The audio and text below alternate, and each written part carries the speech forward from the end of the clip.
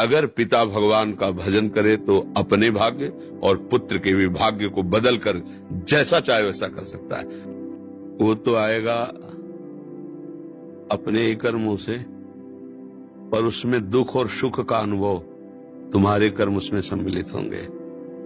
अगर आपने पूर्व में जो जीव पुत्र रूप में आ रहा है उसके साथ अभद्र कर्म किए हैं, तो आकर के जीवन भर आपको जलाएगा, आपको दुख देगा। और आपने भद्र माने मंगलमय कर्म किए हैं तो जीव पुत्र बन के आएगा, तुम्हें सुख प्रदान करेगा। अब यदि समय भजन कर लो भगवान का, तो तुम उसके भी भाग्य को बदल सकते हो और अपने भी भाग्य को बदल सकते हो।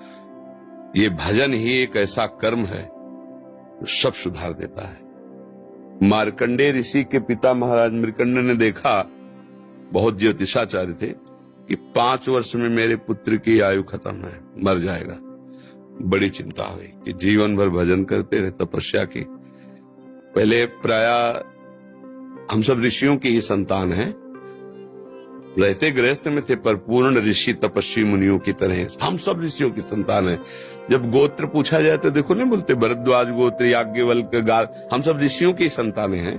हाँ, तो उन्होंने लगा कि कैसे क्या कर सकते हैं कि 5 वर्ष के बाद ये बालक जीवित बना रहे। अब पिता का कर्म शुरू हो रहा है। पूर्व संयोग इतने ही वर्ष का था, अब उनका नया कर्म काम कर रहा है। उन्होंने विचार किया, भगवान के भक्तों और संतों में विशेष सामर्थ्य है। यदि संतों को साष्टांग दंडवत करे और संतों का आशीर्वाद मिले तो मैं इसे मृत्यु से भी बचा सकता हूं। उनको पता था, उनकी श्रद्धा थी, उनकी भावना थी। तो प्रायः पवित्र नदियों के किनारे ही ऋषियों के आश्रम होते थे, तो गंगा जी के समीप ही तो घाट में खड़ा कर देते। जो भी संत दिखाई देते, वैष्णव तिलक या शैव तिलक, वो सबको आदेश कर, छोटा सा बालक 2 वर्ष 3, साष्टांग प्रणाम करो, साष्टांग प्रणाम करो। उनकी सेवा यही थी, प्रसाद पाओ और जाके घाट में खड़े हो, जो भी संत दिखाई दे साष्टांग प्रणाम करो। एक दिन प्रच्छन्न वेश से गुप्त रूप से सनक सनंदन सनातन सनत कुमार भी, अब आपको क्या पता कौन महात्मा किस कोटि का किस वेश में तुम्हारे पास बैठा है, या तुम्हारे संग वार्तालाप कर रहा है, या तुम्हें कभी मिल सकता है, हमारी दृष्टि नहीं है ना। और वो दिव्य महापुरुष थे और वो देखा करते थे। जब साष्टांग प्रणाम किया तो चारों संत वेश में थे, उनका चिरंजीवी भव, बस वो आ गए। कहा, महाराज मेरी दृष्टि अचूक है, आप सनक सनंदन सनातन सनत कुमार चारों ब्रह्म कुमार है ना, प्रच्छन्न वेश से आप घूम रहे हैं, ये तो अभागी है, 5 वर्ष में इसकी मृत्यु हो जाएगी। वो आप कह रहे चिरंजीवी भव, तो आपके वचन मिथ्या या इसका भाग्य मिथ्या? इसी बात में बैठे थे कि कोई न कोई महापुरुष जब फंसेगा तो ये भाग्य को मिटा सकता है, साधारण थोड़ी मिटा पाता है, महापुरुष ही मिटा पाता है, उसमें सामर्थ्य होती है।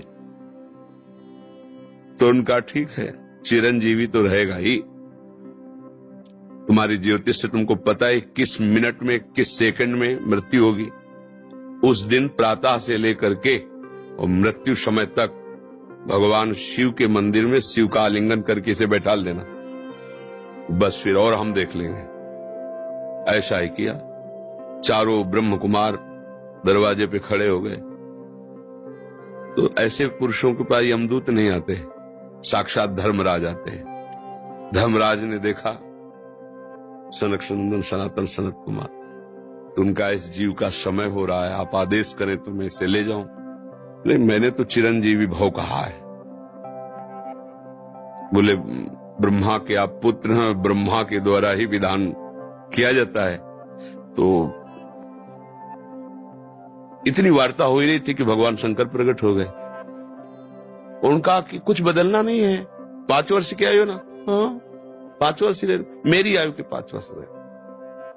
भगवान ब्रह्मा जी एक सुई लेकर के ऐसे कमल में छेद देते, आका 1 वर्ष हो जाता है। वो क्रम जब समय का नहीं, जैसे उत्तरायण दक्षिणायन देवताओं के दिन रात, ब्रह्मा जी का दिव्य 100 वर्ष का जो आयु का विवरण है ना, उसको जब पढ़ो तो होश खराब हो जाएगी। एक दिन में 74 मनु बदल जाते हैं, इंद्र बदल जाते हैं एक दिन में। और भगवान का समय, वो जो ब्रह्मा जी का समय, निमेष, पलक झपकना, इतने ब्रह्मा की पूरी आयु हो गई। 5 वर्ष उनके, आज तक मार्कंडेय जी जीवित है, उनको चिरंजीवी ऋषि कहा गया है मार्कंडेय जी का। अगर पिता भगवान का भजन करे तो अपने भाग्य और पुत्र के भी भाग्य को बदल कर जैसा चाहे वैसा कर सकता है। भावी मेट सके त्रिपुरारी। अगर भजन बल है तो फिर आनंद ही आनंद है, नहीं तो दोनों के कर्म संयोग से ही संयोग बनता है। तो तुम्हारे पुत्र रूप में आ रहा है। अभी हमारा आपका पूर्व जन्म का कोई संयोग तो आपको देखते ही चिढ़ पैदा हो जाएगी। आप ऐसे वचन बोलेंगे कि मेरा हृदय जलने लगे, ये आदमी क्यों आया हमारे सामने? वो हमारा कर्म है जो आपको भी जला रहा है, मेरे को भी जला रहा है, दोनों में द्वेष पैदा कर रहा है। और अगर अच्छा देखते ही ऐसा लगा कि मानो हमने बहुत समय से अपने प्रियजन को बाद में देख, ऐसा लगता है ये तो हमारी बहुत प्रिय, और देखकर आनंद है, आप जाओगे खुशी हुई, हमारा खुशी हुई, क्या हुआ? कर्म ही सबको दुख सुख देता है और कुछ नहीं। अगर कर्म को कोई मिटा सकता है तो भगवान का भजन मिटा सकता है दूसरा नहीं। खूब प्रभु का आश्रय लेकर के उनकी लीला गायन करो, नाम जप करो, सब ठीक हो जाएगा। और गर्भस्थ शिशु को भगवत चर्चा सुनानी चाहिए, उससे प्रभाव पड़ता है। जैसे माँ गर्भवती है तो चाहिए कि स्वयं स्वाध्याय करे, या फिर परिवार के जन कथा कह रहे हो, चुपचाप शांति से बैठ के सुने और नाम जप करे, तो गर्भस्थ शिशु पर उसका प्रभाव पड़ता है। जैसे प्रहलाद जी जब कयाधु जी के गर्भ में थे तो नारद जी अपने आश्रम में लेकर के उनको भी भगवत चर्चा भक्ति का उपदेश किया। तो ऐसे महान भागवत 5 वर्ष में विश्व विजेता हिरण्यकश्यप को परास्त कर दिया। 5 वर्ष की आयु प्रहलाद जी की है और विश्व शक्ति संपन्न हिरण्यकश्यप परास्त कर दिया। अभिमन्यु जी गर्भ में ही थे, चक्रव्यूह का वेदन की क्रिया बताई तो 6 द्वार वेदने की क्रिया तक वो जगती रही, 7वें विश्व हो गई। तो फिर वो मतलब गर्भस्थ शिशु पर बाहरी चर्चा का प्रभाव पड़ता है, बाहरी आचरण का प्रभाव पड़ता है। यदि हम नाम कीर्तन, भगवत चर्चा, भगवत कथा वार्ता, तो उसमें भक्ति का अंकुरण हो जाएगा, गर्भस्थ शिशु में उसका प्रभाव पड़ जाएगा।